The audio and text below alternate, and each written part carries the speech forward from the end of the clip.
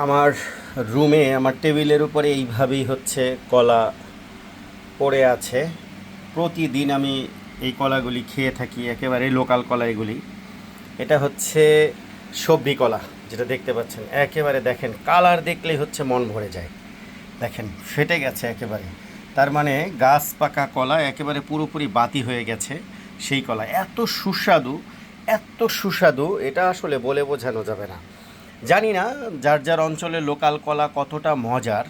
আমি ছোটোবেলা থেকে অলওয়েজ সবজি কলা হচ্ছে আমার বাড়িতে, আমার এলাকায় যে সবজি কলা লোকাল কলা হয়, আমি সেটার ফ্যান। মুখে দিলে মনে হয় আসলে অমৃতের স্বাদ। পাশাপাশি কলাটা হচ্ছে বাংলা কলা, এটা আমাদের লোকাল বাংলা কলা। আমি এটার থেকে অনেক বড় সাইজের কলা এনেছিলাম, সেটা খেয়েছি। এই সবজি কলাটাও এর থেকে বড় সাইজ এনেছিলাম, সেটা খেয়েছি। সবগুলি লোকাল কলা, কিন্তু এত মজা। ঢাকা শহরে গিয়ে যে কলাগুলি খাই সেগুলির যে স্বাদ আর এর যে স্বাদ, একেবারে দিন রাত ডিফারেন্স।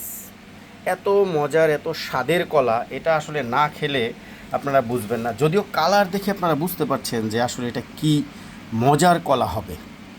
আমি প্রতিদিনই খাচ্ছি মিনিমাম 2 হালি কলা। আমি আজকে 1 সপ্তাহ যাবৎ রেগুলার প্রায় 2 হালি করে কলা খাচ্ছি প্রতিদিন। এর কিছু রহস্য আছে কেন এত পরিমাণ কলা খাচ্ছি, এটা আমি আপনাদেরকে আরও পরে বলবো, যে কলা কেন এত খাচ্ছি। সাথে দুধ খাচ্ছি এবং এই কলা খাচ্ছি।